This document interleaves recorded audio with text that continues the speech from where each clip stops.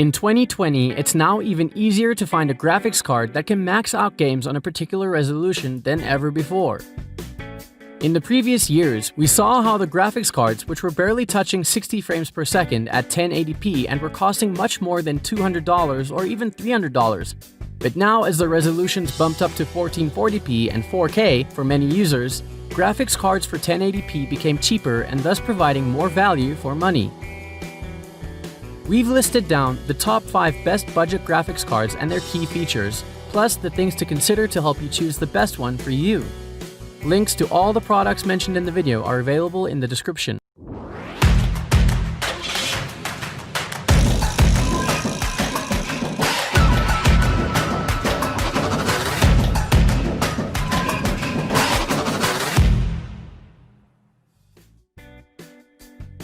Number 5. Nvidia GTX 1650 Super Overclocked 4GB. The Nvidia GTX 1650 Super Overclocked is a 4GB GPU and an excellent budget graphics card.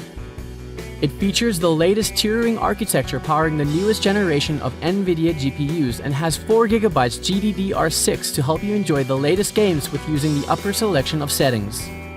The fantastic users over at User Benchmark provide expedient insight into the estimated number of frames per second, FPS, the GTX 1650 Super Overclocked achieves in a range of games. Depending on the system hardware, the GTX 1650 Super Overclocked delivers an average of 111 frames per second across games including Fortnite, Overwatch, GTA 5, and PUBG. Though this figure is skewed by the extremely high frames per second achieved in older games like CSGO. Another plus point for the Nvidia GTX 1650 Super Overclocked is its size. The GTX 1650 Super Overclocked is a single fan design, meaning it fits into almost every system layout and case. Furthermore, its overall power use is low, saving you some extra pennies in the long run. Number 4. Asus GeForce GTX 1050 Ti.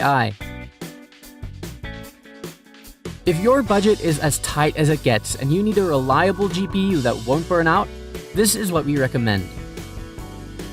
With a Pascal GPU at its heart, the GTX 1050 Ti is still using the same graphics architecture as the rest of the GeForce GTX 10 series cards.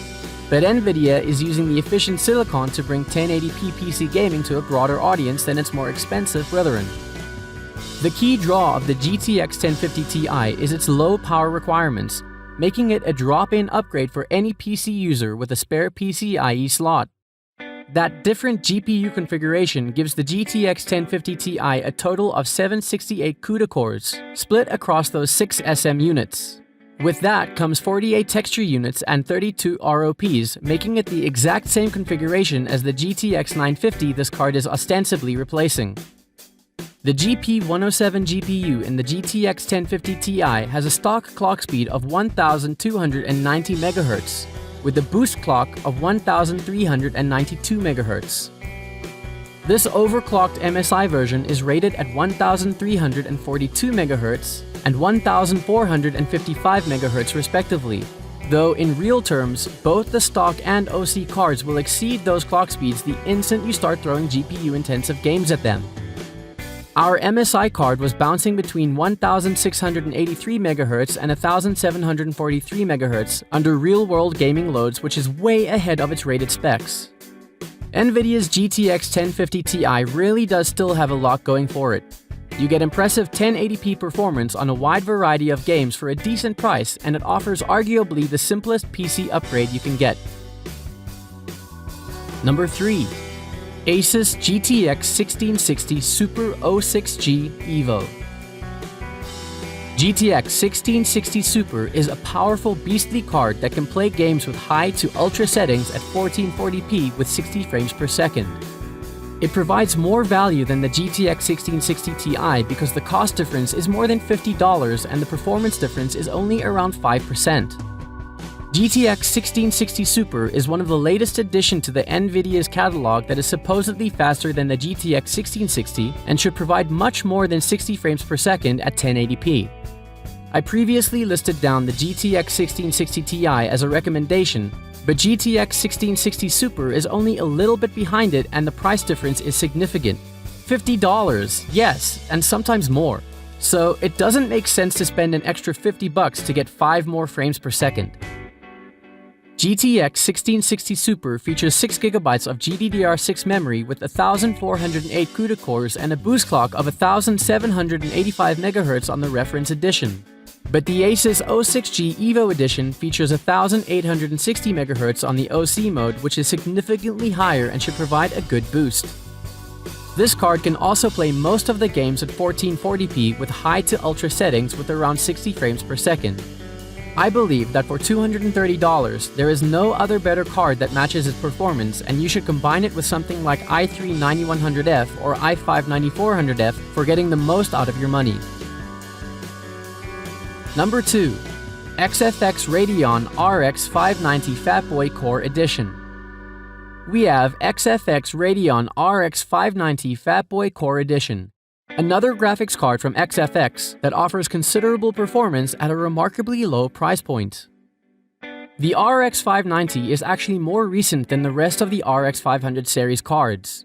While the rest of the series came out in 2017, the RX 590 followed in 2018 and was based on an updated 12nm version of the Polaris architecture. It was originally released as a mid-range solution with an MSRP of $279, but in 2020 it remains a competent budget model. As before, XFX doesn't really shine when it comes to the aesthetics, and the build quality is solid yet unimpressive. However, in the performance department, the RX 590 not only outperforms AMD's own new RX 5500 and RX 5500 XT models, but it also goes toe-to-toe with Nvidia's pricier GTX 1660 Super. So you can see why it deserves a spot on this list despite its age. Ultimately, if you want to get the most performance that you can out of your investment, but don't have more than about $200 to spend on a GPU, the RX 590 would be a great pick for you. However, the GTX 1650S would probably still be a better choice, as it offers similar performance at a markedly lower price. Number 1.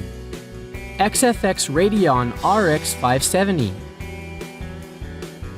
Behind the clunky name hides a rather affordable, simple, and straightforward graphics card that could very well be the best graphics card that you can get if you're looking for the cheapest GPU that can still run the latest games competently in 1080p.